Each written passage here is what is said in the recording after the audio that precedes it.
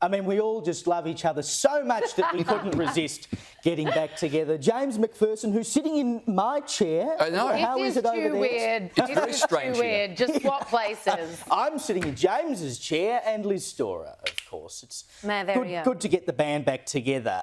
Now, the Productivity Commission has put out this report. Seems to have gone completely under the radar, basically, but thankfully Nicole Flint, who joins Credlin every week and writes for the skynews.com.au website, has pointed out in her column for us today that they've put out this report in which they are calling basically to take tax deductibility away from faith schools and instead give it to mobs like animal activists. They want to move it away from people that actually do things and, start giving it to just this sort of, touchy-feely, you're doing the right thing. Can you imagine? I've made this argument many times before. Imagine you get rid of faith schools. Where are the kids going to go? Public schools. Who pays for the public schools? We do. And at the very same time, they're proposing, as you said, to give tax deductibility not to faith-based schools, but to LGBTQ activist groups. Which are basically public schools anyway. Which is a public school. I mean, let's be real. But I mean, the argument against this, right, is that tax deductibility needs to benefit the public good.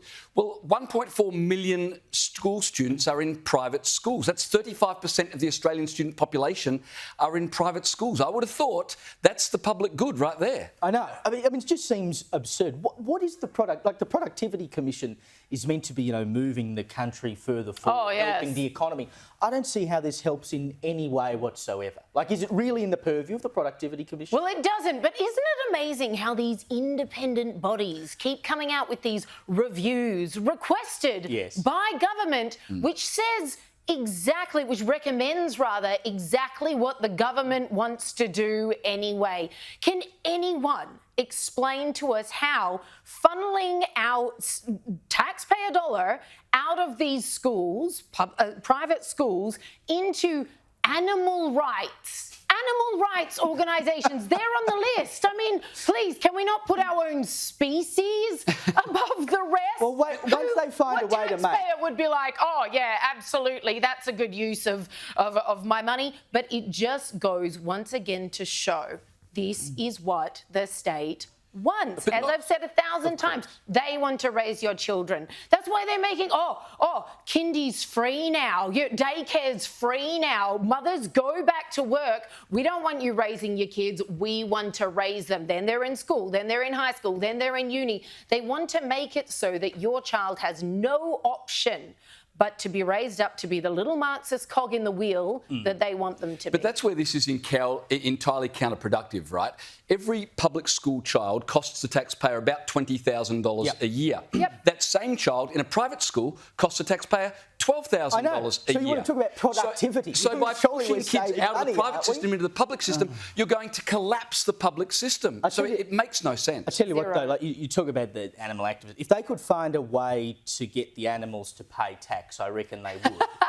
And this is part of the reason, of course, that cash is sort of going out of vogue now. And I've been glad to see in the last couple of weeks the RBA actually warning of the dangers of what will happen if you remove tax from the system. But it's, every day it feels like another cog falls out.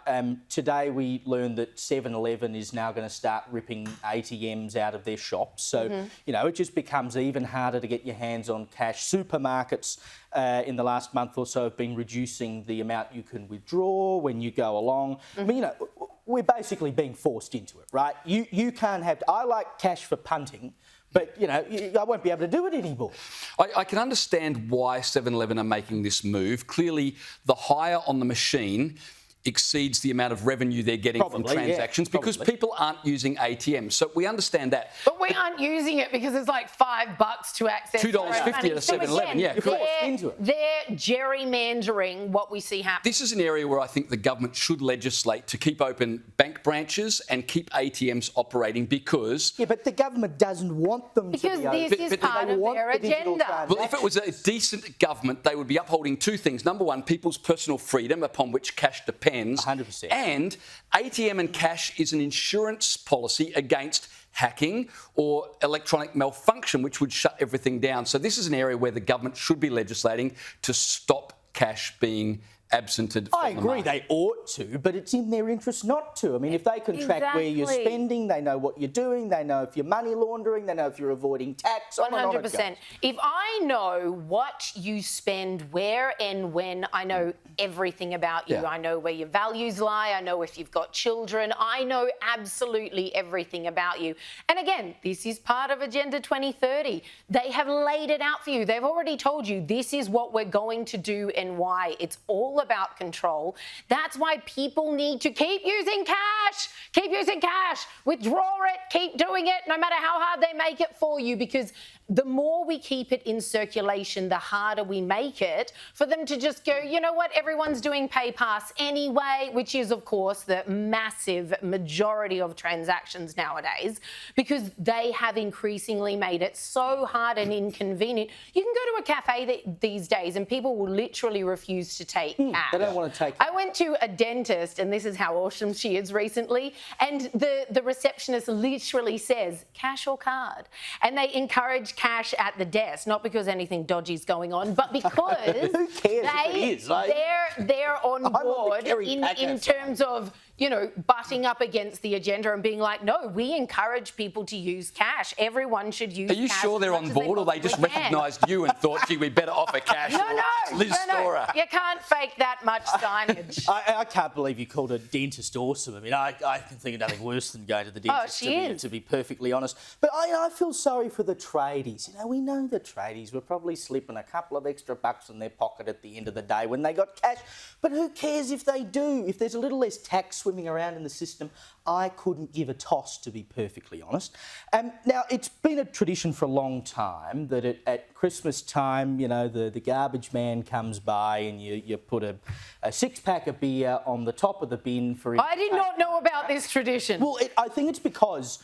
it didn't happen in Adelaide where I grew up because you didn't have all these terrace houses, so no one was on the back of the truck. Oh, I thought you said terrorist houses. I was like, where are you living, mate? We didn't have them either. But in Sydney, because they can't, there's all these cars parked, you can't actually pull the truck up and dump the bin like that. So there's always someone on the back. So you leave a six-pack for the garbo who gets off the back of the truck to empty your bin to take home for Christmas.